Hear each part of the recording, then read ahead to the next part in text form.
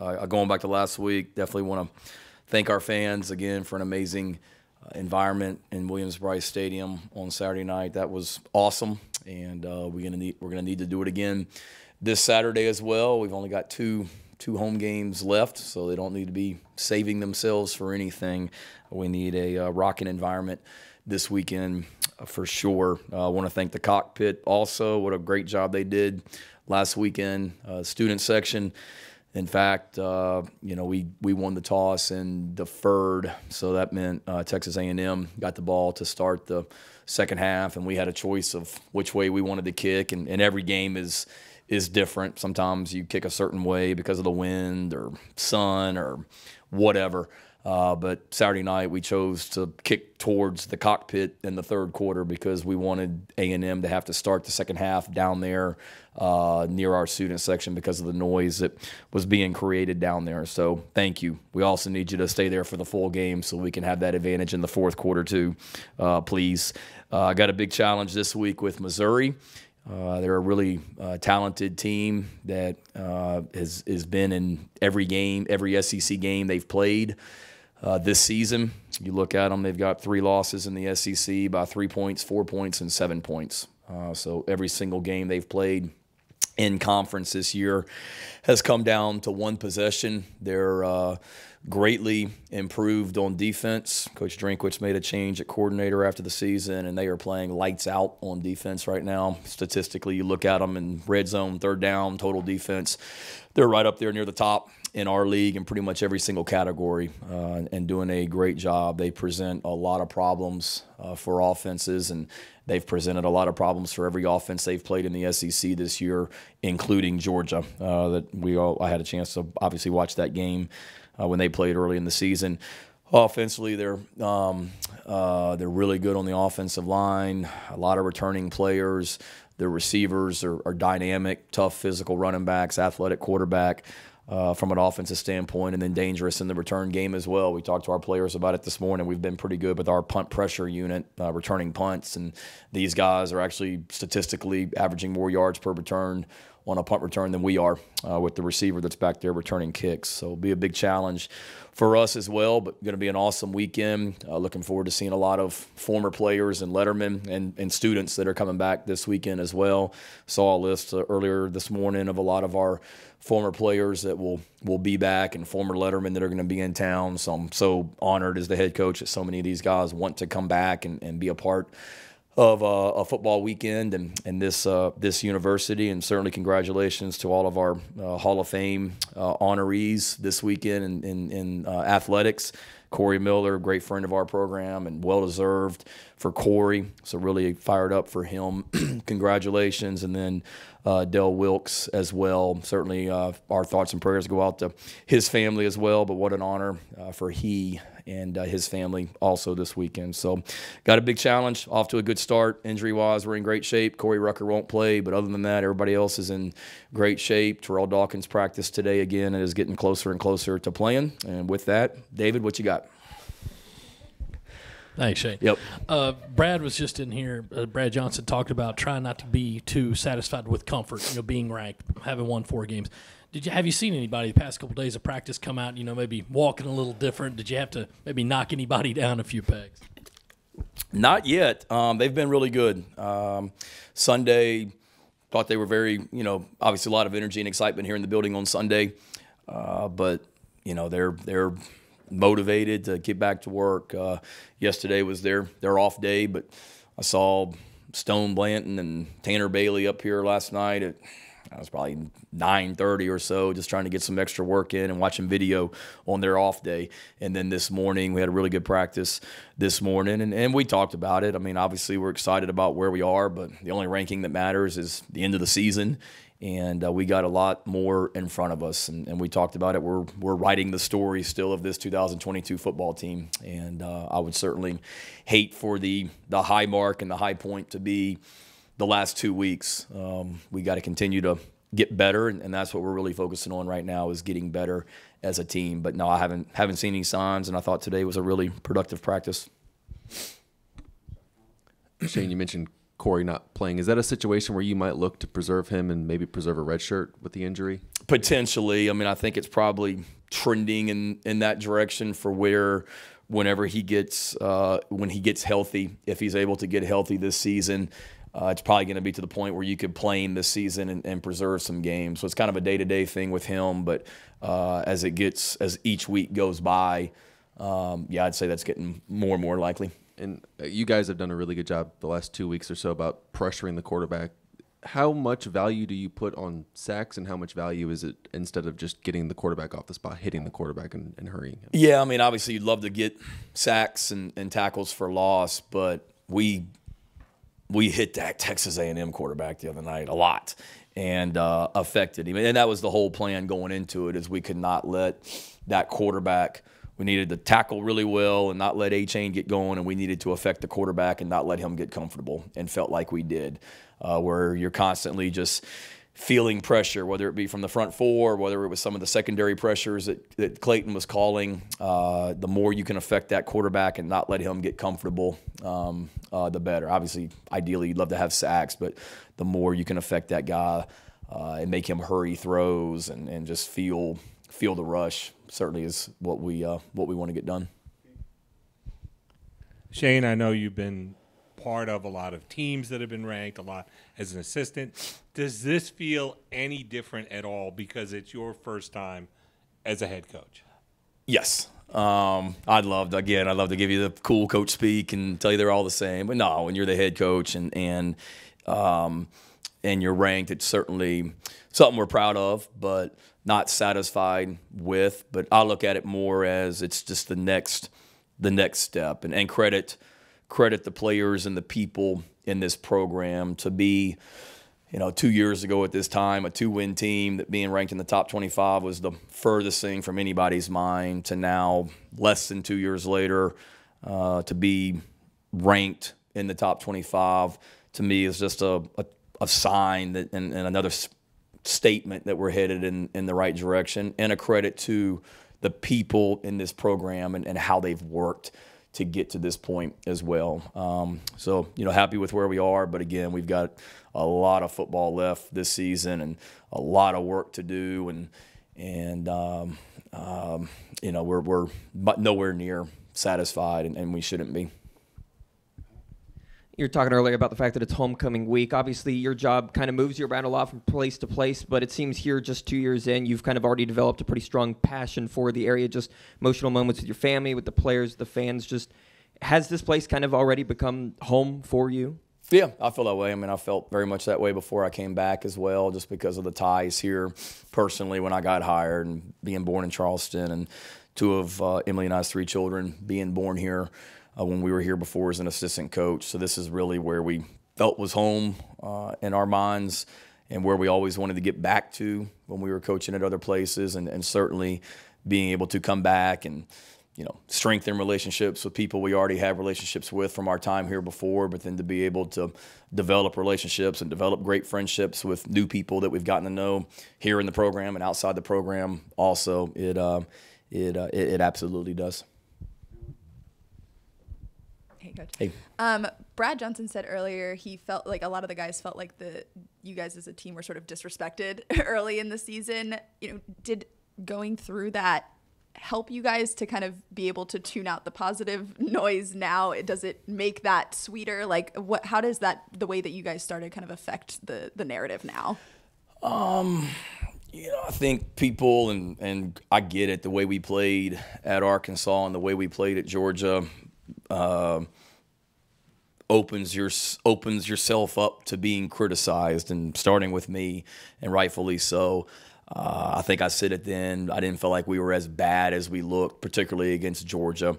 And a lot of people sure were disrespecting us, writing us off, whatever. And I think the thing that we just got to keep in mind is we got some loyal, great fans, so I'm not talking about them, but there's a lot of people, I'm sure, that are patting us on the back and telling us how great we are right now, that we're the same people after Georgia that probably weren't necessarily saying that. And, just for us, it's just tunnel vision and whatever you can find to motivate yourself and have yourself play with an edge each week you're always looking for, but not worried so much about what's being said outside this building. We didn't then, and we definitely don't need to now. We need our focus needs to be on nothing but just getting better and trying to figure out a way to play really, really well on Saturday against a good team.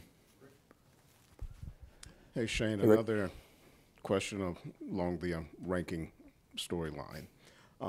First time as a head coach going into a game week with a nationally ranked team, what is the more important message?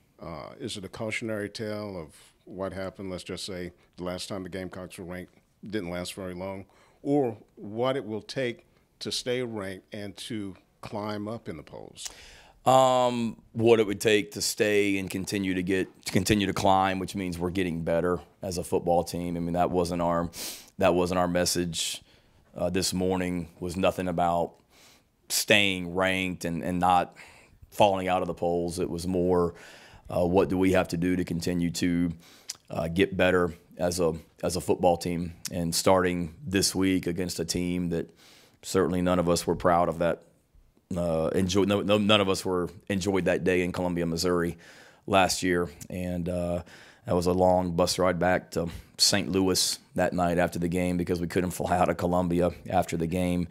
So that game doesn't really have anything to do with this year's game, but we've got plenty of motivation to get better as a team and just continue to improve. And we were talking about that, Rick, after we lost to Georgia and we were 1-2. It was improve as a team and how much better can we get as this season goes on. It was the same thing after Kentucky, and it's the same thing right now. We've had 2 really big wins in a row, 4 straight, but we've got a lot of work to do and a lot to get better at, and that's our focus right now and nothing else. You weren't real happy early in the season with the perimeter blocking in the run game. What did y'all do to address that? What kind of message have you given the players internally about their improvement, and how much has that in general just helped the improvement of the run game the last 3 weeks? It helps because you've got to be able to, and I said it to you guys too, a lot of these runs that didn't look great and people want to blame the offensive line, a lot of those runs that weren't successful for us at times were because we didn't do a great job blocking a safety or blocking a corner, and the defensive back is able to come off and make a tackle on one of our running backs. So we just continued to work at it. They have been better. We still have to continue to be better. And it goes the other way too. Defensively, we got to do a great job of getting off blocks and stopping a lot of those perimeter runs and screens that teams use against us. So it was, one, just continue to really, really coach it hard. 2, could just continue to really emphasize it in practice. We on Tuesdays we do a 5-minute period where it's without the linemen, but it's just perimeter throws and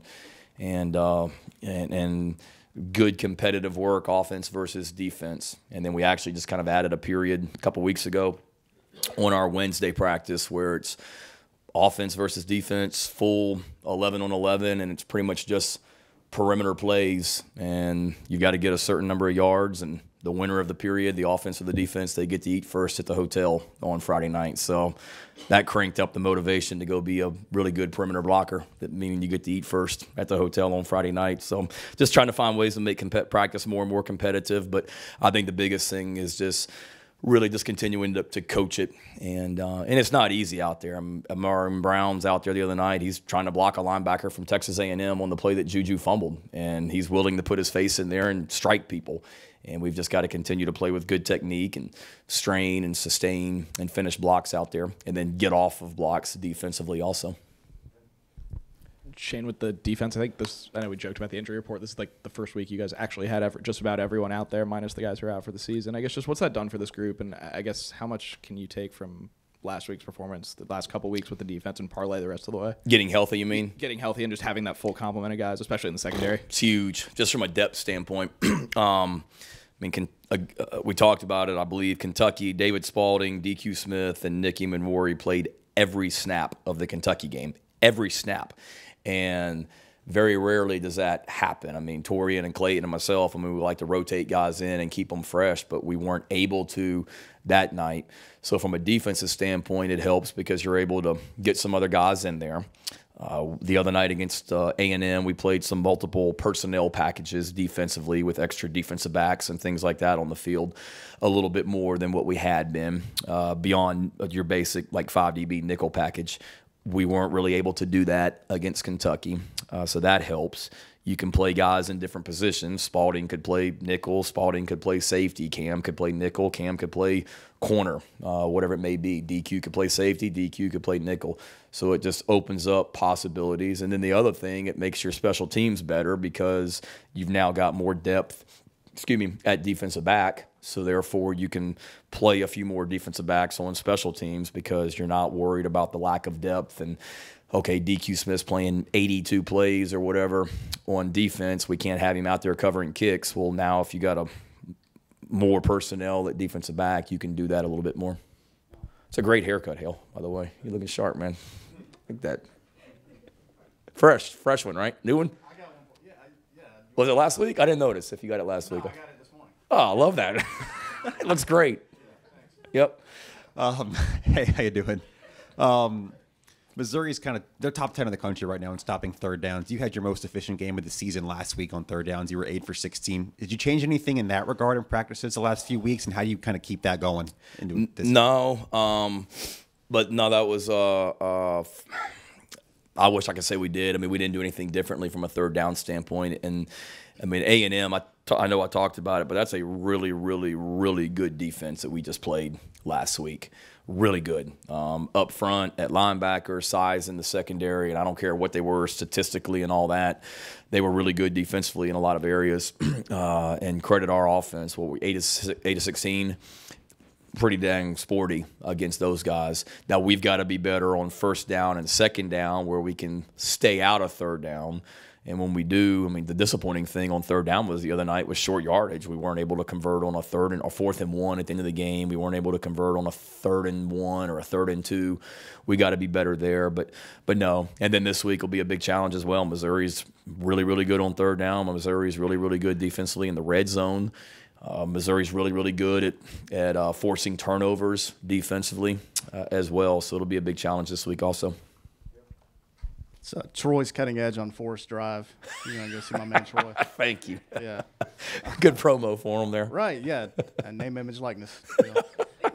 Following up on that question, CBS was talking about how there were a couple of those third downs that he should have just, I guess, taken the 1-2 yards that were there instead of trying to hit the home run. Is that? I guess that's been an emphasis for him and some of the guys.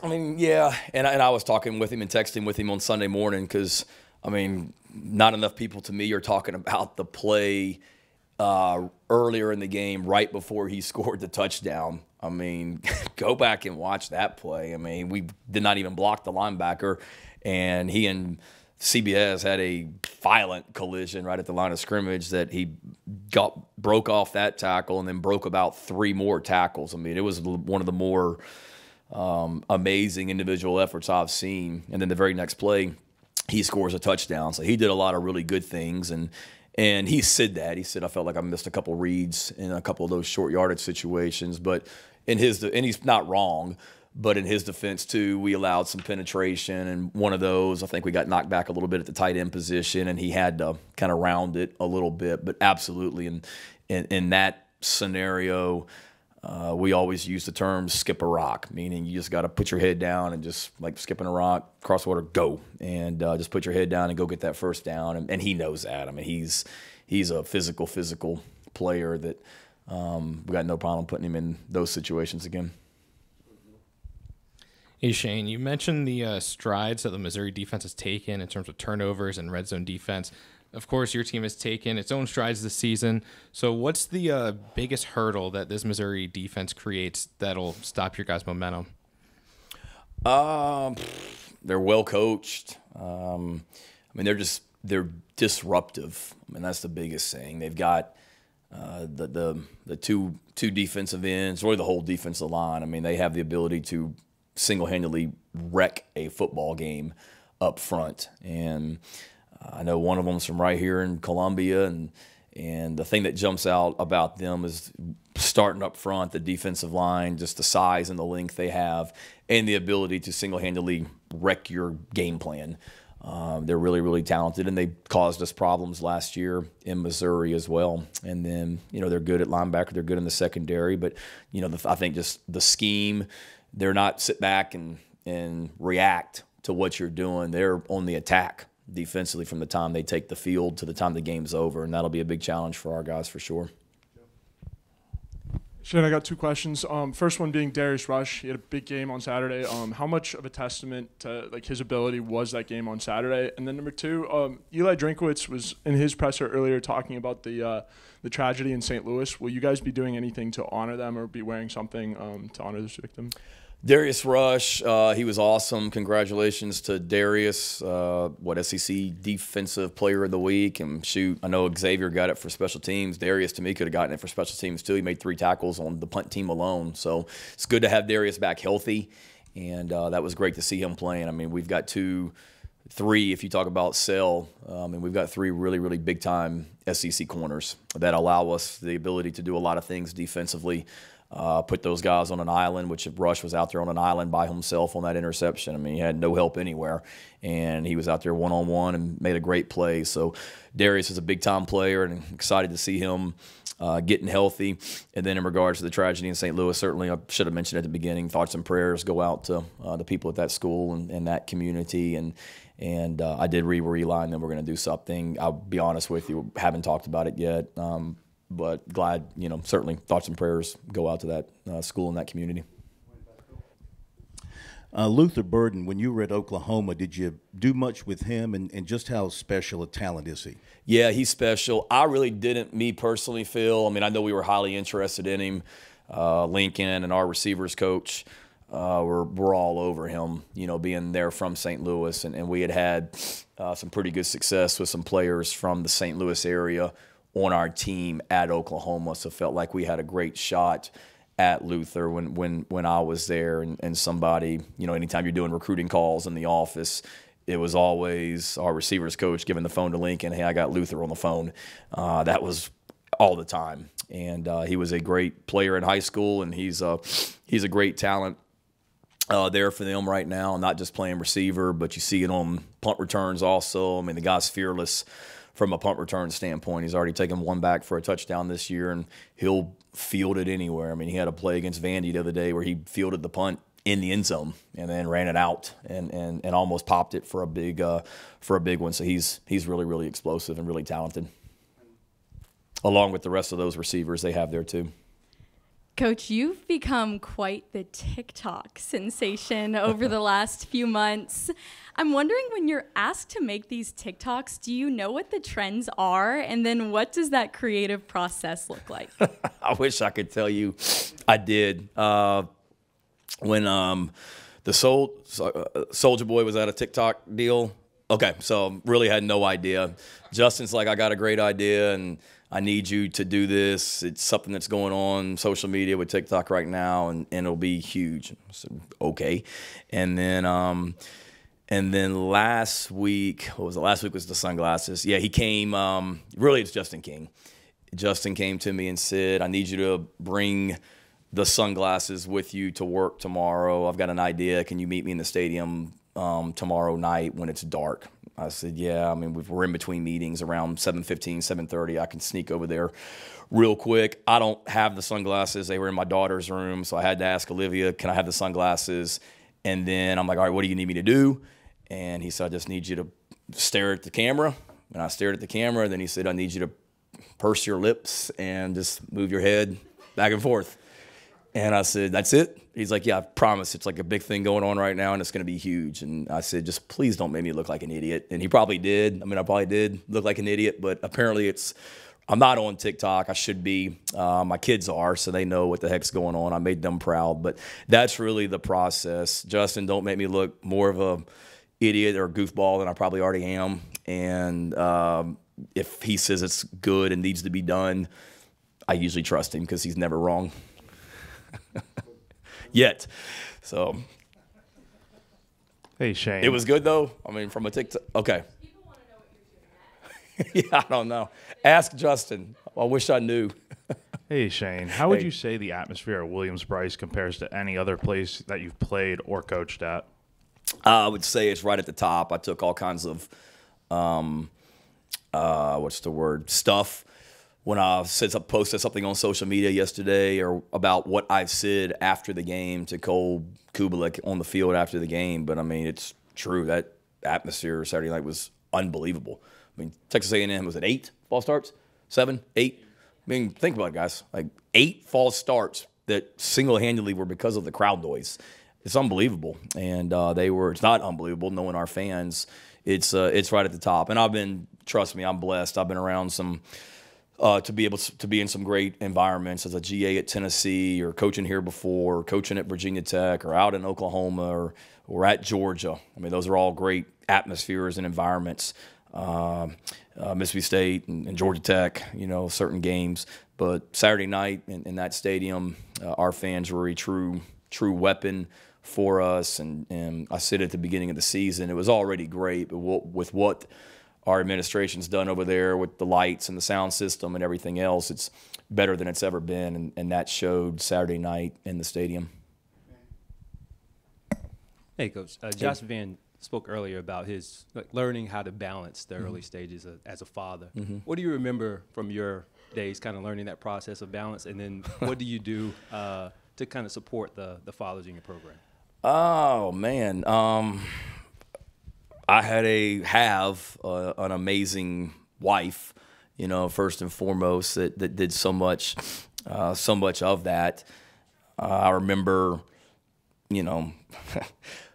laying in bed, and sometimes you're tired from the day at work, and you hear the baby crying, and you're sort of pretending to be asleep, hoping your wife's going to get up, and then she wakes up in the morning, and you're saying, "Did Sutton sleep through the night?" And she looks at you like, "You know what?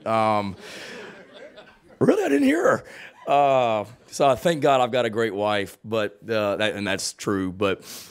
For me, it's just it was just trying to balance, and I want to be a great dad, but I also had an obligation as a coach too. And I was fortunate to work when I was a young father, worked for Coach Spurrier here, and then when I was coaching for my dad at Virginia Tech when our son was born. So I was around 2 coaches that valued family, and you work really hard, but you're able to be with your family and include them in what you're doing. And I love being able to include the children of our coaches here in this program. I mean, we're away from them a lot because of the job and recruiting and things like that. But I want our families to feel a part of this program, and it's no different with Josh and some of the other dads that we have on this team, and they're awesome. I mean, it's a couple times you kind of do a double take. I remember after one of the first games, we finished Gamecock Walk, and there's Cam walking through the locker room with his baby and whatnot, and proud of those guys because I know it's not easy. Sometimes I look over at them at meetings when we meet at 8 o'clock in the morning, and they may be a little bit sleepier than some of those other guys, and one of those other guys I may be a little bit quicker to jump than them because I know that there's a chance they may have been up all night or something like that. I'm like, I got up with the kids. Don't get me wrong, I'm not that guy. There was plenty of times I got up and rocked and laid in the floor and tried to get the kids to go back to sleep. But I understand that the sacrifices that they make, and Josh has been awesome. I mean, he's just seeing the excitement that he has and the dad that he is and has become is pretty cool to see. I mean, he's very, very, very proud and rightfully should be. You're wanting the bottom trophy. You satisfied with the Saluda replica? Yeah, absolutely. So thanks to bringing it out today, and that was quick work. Quick work also. Yep, absolutely. Proud of what it stands for and proud to have it, and then another trophy game this week as well. Shane, you're at the point of your career where you're getting a lot of firsts, pretty much every week. So when you came in, did you have a list of paper in your pocket? Did you write down a list of goals saying this is our first that I want to do while I'm in South Carolina? No. I wish I could tell you that I did. I really didn't. I know it's cliche, but it was very just process oriented. Let's just get to work and be the best we can be today, and then stack another good day on top of it. And then if you do that, the first will come. But I really didn't. I think when I got hired, David, it was just so much to do. It just you could be overwhelmed if you start thinking about, okay, this and this. It was, let's get to work, and all right, we got a coaching staff hired. What's next? And then here comes spring practice, and let's get it better in spring practice. And then what's next? And you just keep working hard, and then the success comes from that, if that makes sense. Thank you, Coach. All right, thank you all.